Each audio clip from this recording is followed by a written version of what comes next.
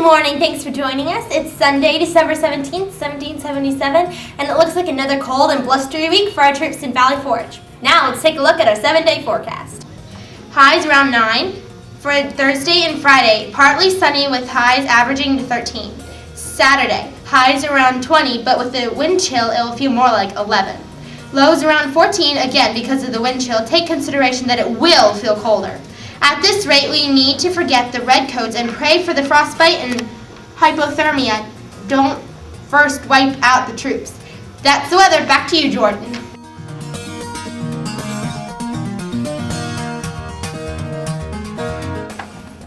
Fourscore and 7 years ago. Now we are engaged in a great civil war, testing whether that nation or any nation so conceived and so dedicated can long endure. It is altogether fitting and proper that we should do this, but in a larger sense, we cannot dedicate.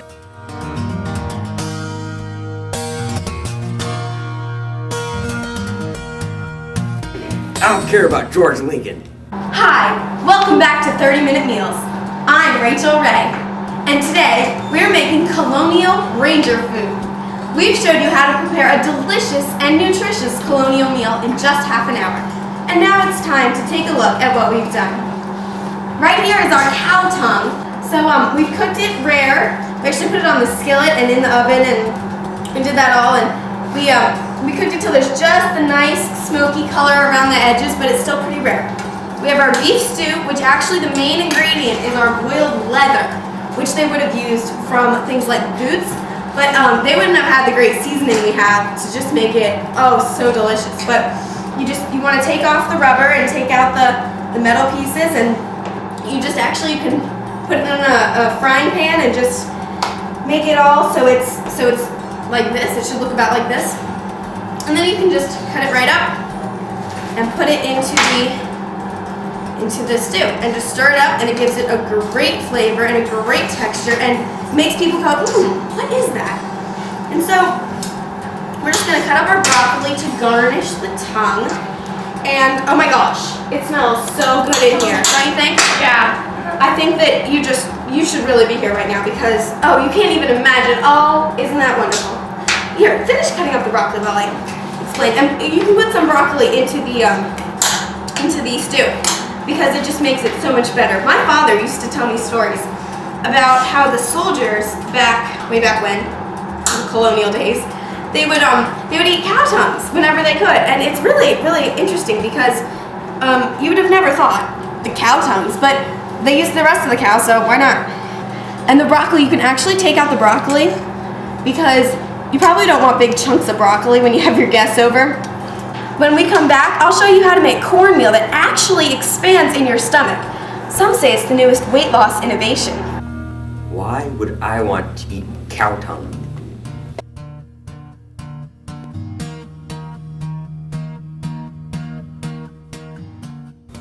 Having no understanding, they always were exposed to destruction, as one that stands or walks in slippery places.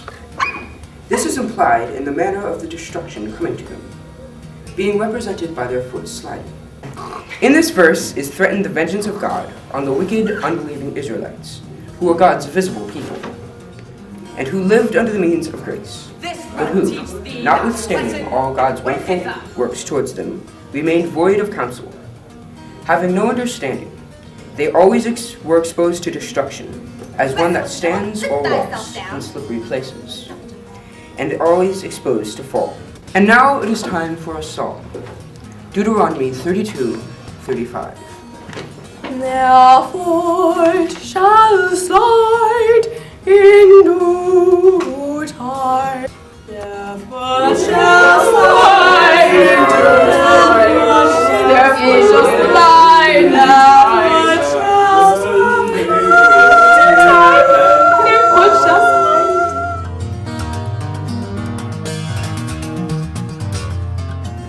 Why is the History Channel on every channel?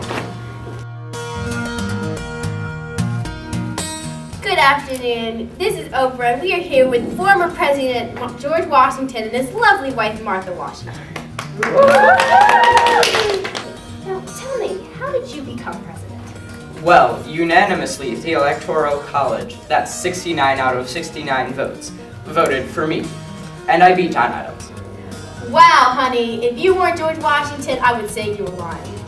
Now, Martha, how does it feel being the First Lady of our nation? Oh, well, it was such an honor, although there were certain bounds from which I could not depart, and at times it was so difficult keeping a strong face before the public. But there's nothing I wouldn't do for Georgie here. Oh, it's also so emotional looking back on those times. Oh, thank you. And audience, you know I don't send you home empty-handed. Outside of the parking lot, you will find your very own hottest vehicle of the 1700s, non-gas guzzling, environment-friendly thoroughbred horse.